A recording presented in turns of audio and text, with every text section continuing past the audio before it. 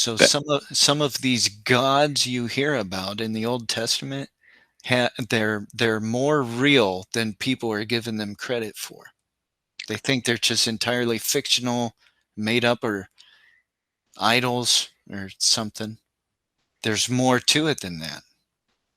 that is crazy. Yeah. Oh my gosh. I never saw it that way. I would take the traditional view and just think they're false gods of other nations, and that's it.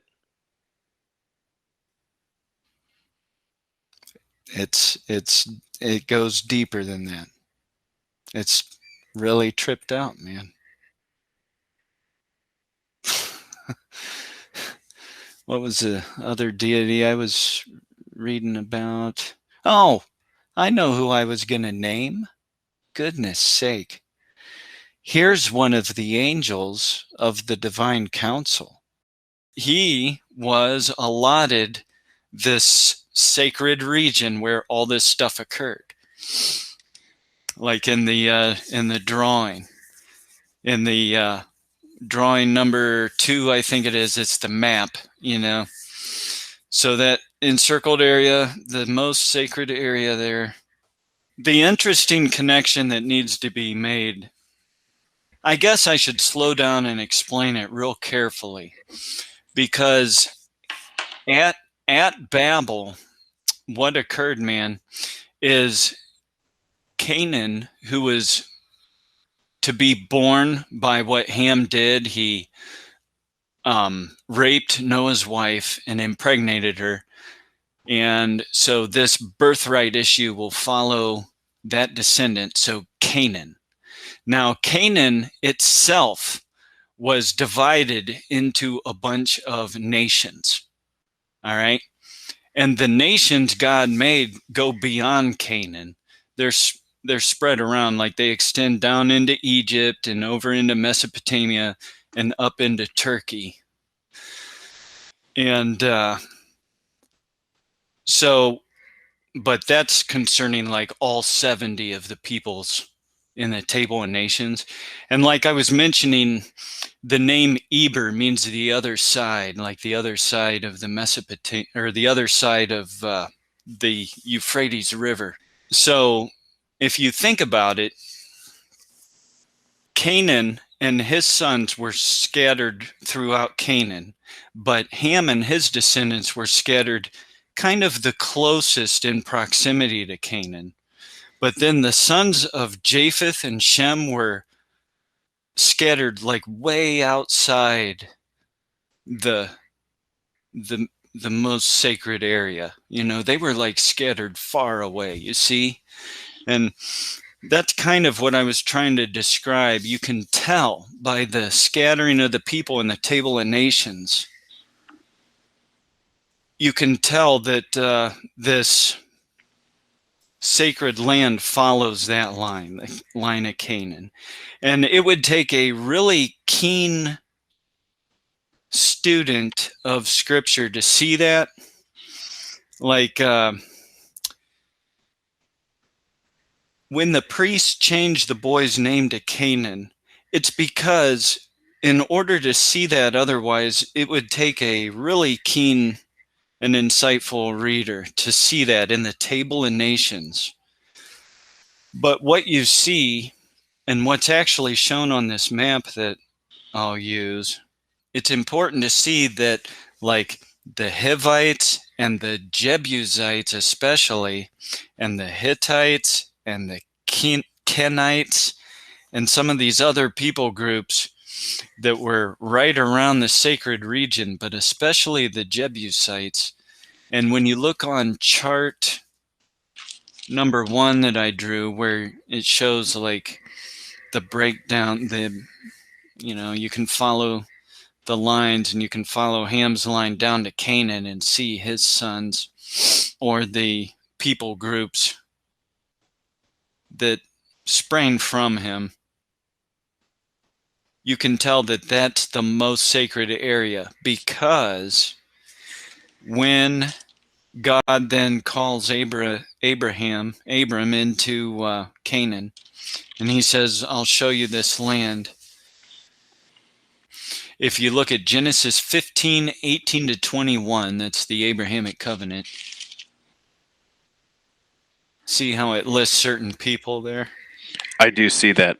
And the land of or the river, the river Euphrates, and the land of the Kenites, Yeah. the Kenizzites, the Cadmonites, the Hittites, the Perizzites, the Rephaim, Mm-hmm. and the Amorites, the Canaanites, the Girgashites, and the Jebusites. Yeah. So somebody reading and paying attention could pick up on that. They'd be like, maybe they could pick up on that. They'd be like, these descendants of Canaan, who was one of Ham's sons, and this must go back to the incident following the flood when Noah was drunk and Ham went in his tent. Like, somebody could make that connection, but when the priests put Canaan for the boy's name, it makes the connection absolute. So when the priests revised the text from saying the boy to saying Canaan, they made the connection absolute there. And it should be readily apparent to us, but it still doesn't hit us right. And actually, what we have now are some people read the story and get the impression that Cain was a living boy already running around outside playing in front of the tent or something like, and Noah comes storming out and saying, curse Canaan, So people picture the boy is already alive at that point when they read the story.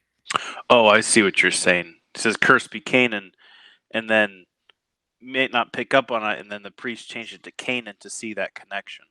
Yeah. Well, yeah. See, if he came out of the tent and said, "Curses the child," that's what I think it said originally.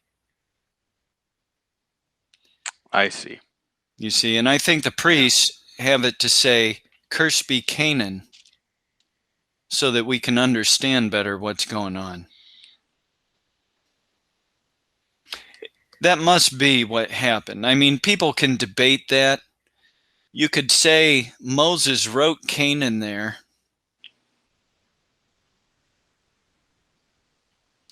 But it doesn't seem like that's the way it would have read originally. Mm-hmm. I see. So people should think about that.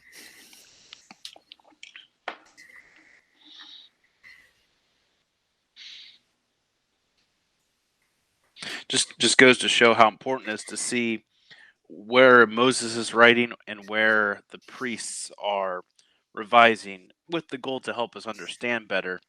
But it kind of causes us to think certain things if we don't see those breaks in the text and stuff, or those Yeah. changes.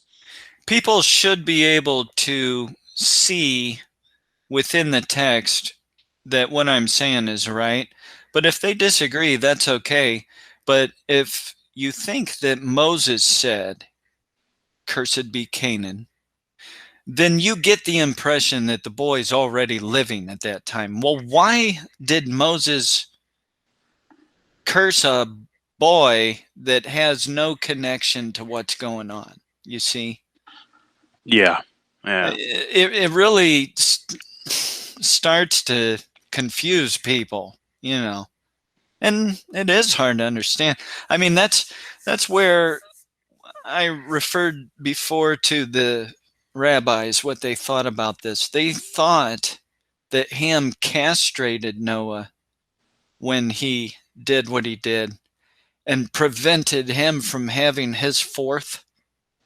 So Noah came out and cursed Ham's fourth.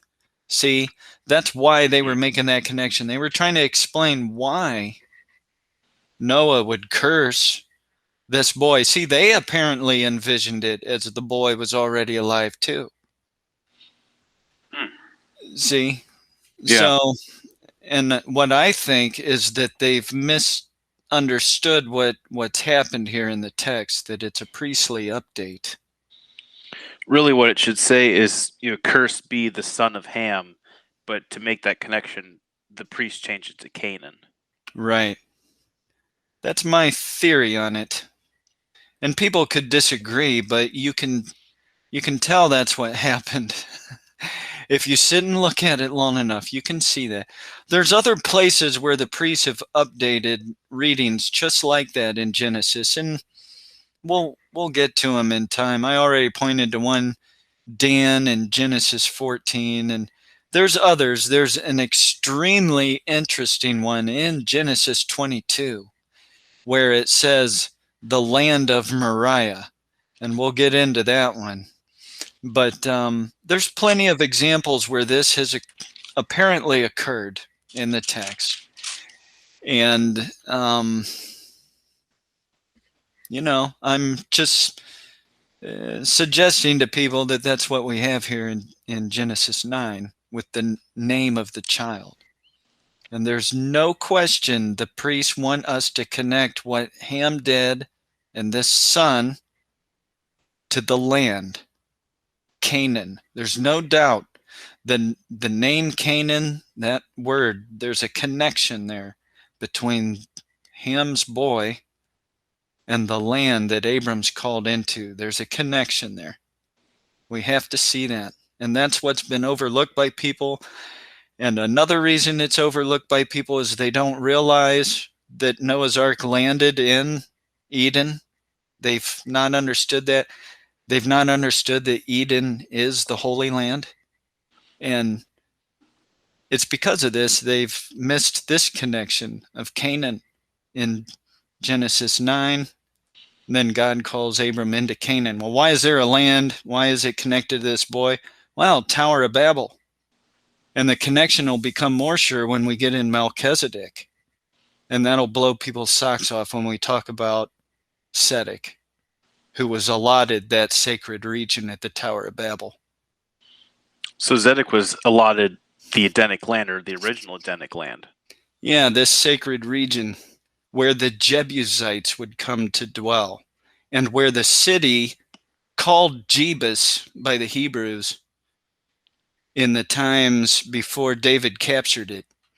Jebus, that's an important location. That would come to be Jerusalem. And right there's where the garden was. That area was allotted to Zedek at the Tower of Babel.